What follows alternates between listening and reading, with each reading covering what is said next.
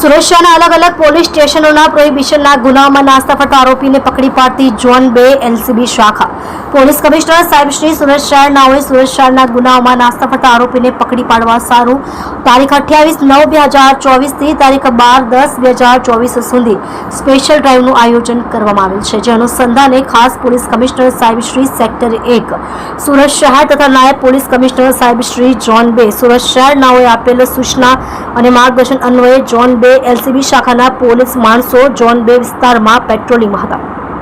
દરમિયાન મળેલ બાતમી હકીકતના આધારે તેમજ ટેકનિકલ સર્વેલન્સના આધારે સુરત શહેરના ડિંડોલી, ઉધના, લિંબાયત તથા સુરત રેલવે પોલીસ સ્ટેશનના પ્રોહિબિશનના ગુનામાં નાસ્તો ફરતો આરોપી સુનિલ ઉર્ફે કાલુ ટેશનિયા લોટનભાઈ સદાનશિવ ઉંમર વર્ષ 34 રહે flat number 801 city plaza apartment kangaroo circle પાસે પૂર્ણા સુરત શહેર મૂળ વતન ગામ ચીમઠાણા તાલુકો અમલનેર જિલ્લો જલગાંવ મહારાષ્ટ્ર તેને પકડી પાડી કાયદેસરની કાર્યવાહી કરી વધુ તપાસ અર્થે ડિંડોલી પોલીસ સ્ટેશનને સોંપવામાં આવેલ છે।